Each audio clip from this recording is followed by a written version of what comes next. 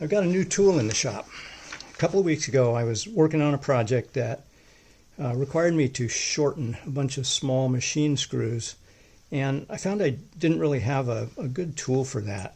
I do have these electrician's pliers that has 1, 2, 3, 4, 5, 6 different thread sizes on it, but as soon as you get larger than the smallest ones, it's really hard to operate, and it's not all that robust a tool to begin with.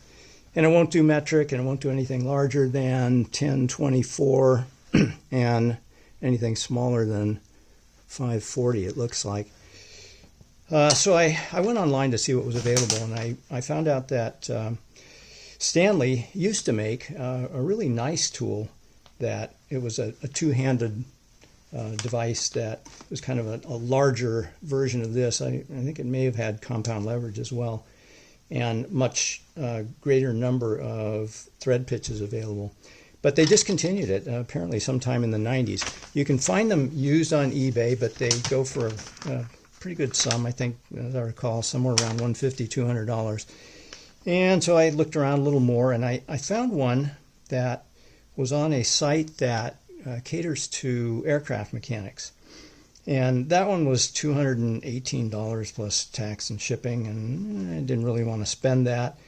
But I liked the design, and I thought, I could probably make something like that. And I realized that if I did undertake that as a project, it would give me an opportunity to get some more experience with heat treating steels in a controlled way. In the past, I've always just done heat treating by color with a torch, and that has its limitations because especially for the higher grade tool steels, you really need to soak them at critical temperatures for an hour or two, and that you can't really practically do that with a torch. But at the local makerspace, I have access now to a heat treating oven, and so I thought, okay, let's give this a try. So I bought a piece of 1/4 inch A2 steel, which is it's a high grade tool steel that gets very hard and is very tough when properly tempered. And it's pretty pricey. I cut this out of a larger piece that was about 5 by 7 inches, and that 5 by 7 inch chunk was about $50. And then for the thread plate, each of these holes is threaded to a different pitch. I wanted something that was going to be pretty tough, didn't have to be as hard as the blade. So I used 4140 for this, which is commonly used in shafts and axles, and I think most grade 8 hardware is 4140. And then originally for the support pieces, I had planned to use the cheapest steel I could find, just A36 hot roll. But when looking at the new cost of that, I was going to have to pay more in shipping than I was for the 10 inches or so that I needed. So I went on eBay and kind of looked around and found this one guy had 6 pieces, 36 inches long, 3/4 by 3/4 of what he said was A36 steel, and it was way more than I needed, but it was a good price and the shipping was free, so I bought it. And when it arrived, I found it was not A36 at all. It was not hot rolled at all. It was actually 1142 precision ground, pre-hardened steel. Very nice stuff. Each of those bars retails for a couple $100, and I got all 6 of them for 71 or something. The one complication with that is it is pre-hardened, and so in order to do the machining I needed to do, I was going to have to anneal it, but there again, the oven was going to allow me to do that. So if the old adage that you learn from making mistakes is true, I learned a lot on this project. Made lots of mistakes, none of them fatal to the project, and it actually has turned out, cosmetically it's a little wonky. I did crash the mill in there once, and I broke a couple of different tools trying to get the depth and speeds on the engraving right, which was just purely cosmetic. I just wanted to fool around with that, but they were cheap tools, not a big deal.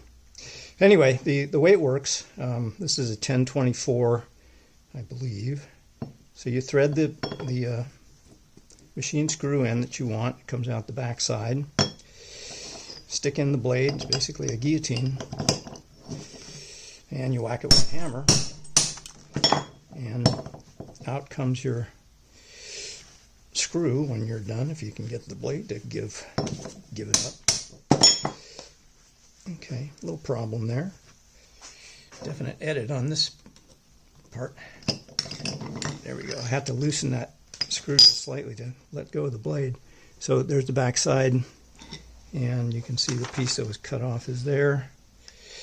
I'm going to need a screwdriver to get that bore past the first piece of thread, but then it just comes right out.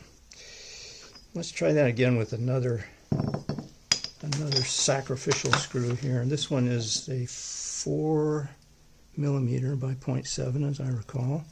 That's the other thing. The commercial aircraft mechanics model that I looked at didn't have any metric, so I put the 3 most common metric sizes in here: 4 millimeter, 5 millimeter, and 6 millimeter with the common thread pitches. Drop the blade in, give it a whack with a hammer. That's more what I was expecting. And then the screw just threads out. And there's your shortened screw. So all in all, a success. I got a lot of experience with some new processes and materials, and got a useful tool for the shop. And there we go. Oh, just as an aside, since I was going to have to be pulling red hot steel from the oven when it was in the hardening process, the night before I did that, I realized I don't have anything to grab that stuff with, so I put together some kind of quick and dirty tongs here that were meant to be a one-use thing, but they actually turned out well enough. I'm going to keep them around.